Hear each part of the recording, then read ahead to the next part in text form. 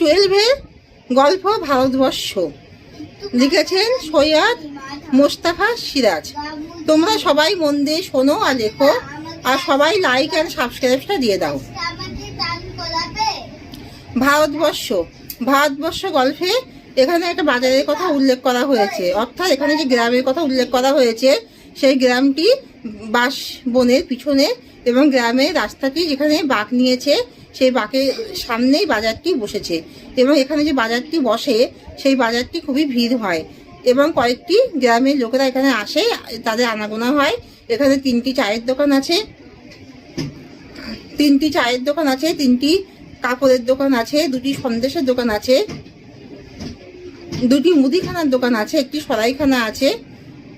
এই বাজারটিতে রাত্রিবেলা আলো জ্বলে, এবং এখানে রাত্রিবেলা কয়েকটি আলো জ্বলে, এবং এখানে রাত্রিবেলায় কয়েকটি নেড়ি কুকুর তাদেরকে দেখা যায়। আর এখানে মাঝে মাঝে ট্র্যাকও চলে, এখানে ট্র্যাকও চলে। আর রাত্রিবেলায় প্যাঁচার ডাকও যেন সেই নিস্তব্ধতাকে যেন আরো নিস্তব্ধ করে দেয়।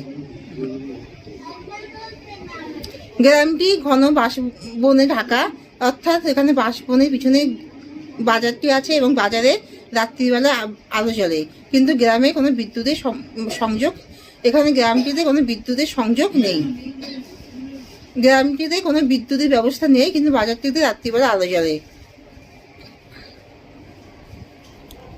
এখানে পৌষে বাতলা, অর্থাৎ এখানে যে শীতকাল, সে শীতকালে এখানে যে পৌষ মাসের শীতকালের কথা এখানে বলা হয়েছে।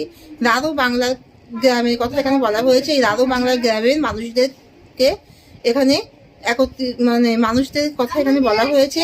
হিন্দু মুসলমান একত্রিত সকল মানুষের কথা এই গ্রামের মানুষদেরকে ঘিরে এই ভারতবর্ষ গল্পটি লেখা হয়েছে।